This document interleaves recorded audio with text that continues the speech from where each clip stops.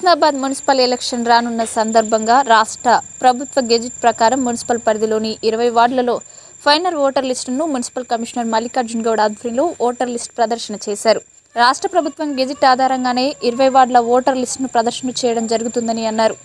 20 వార్డులో 19,227 ఓటర్స్ ఉన్నారని అన్నారు. ఒకటో వార్డులో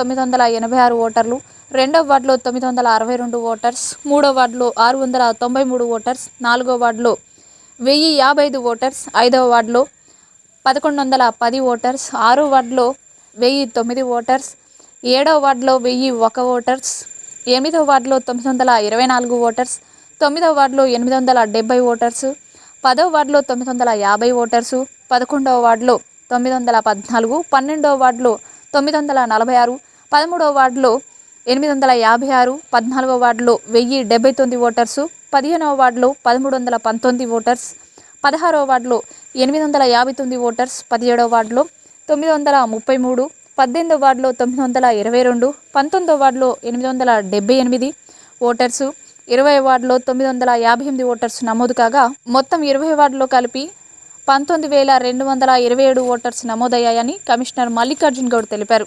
గౌరవ స్టేట్ ఎలక్షన్ కమిషన్ మరియు సిడిఎంఏ గారి ఆదేశాల మేరకు మేము ఈరోజు హుస్నాబాద్ పట్టణంలోని ఫైనల్ ఓటర్ లిస్టు జాబితాను వార్డుల వారీగా పబ్లికేషన్ చేయడం జరిగింది.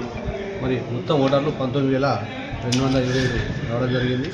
మరి అందులో మేల్ ఓటర్స్ పురుషులు 9,348 మరియు ఫిమేల్ ఓటర్స్ 9,873, అదర్స్ మొత్తం 19,227 ఓట్లు రావడం జరిగింది. రేపు పోలింగ్ స్టేషన్ వైజ్గా మొత్తం మనకు 20 వార్డులు గాను 40 పోలింగ్ స్టేషన్లు ఏర్పాటు చేయడం జరిగింది. ఒక్కొక్క వార్డులో 2 పోలింగ్ స్టేషన్స్.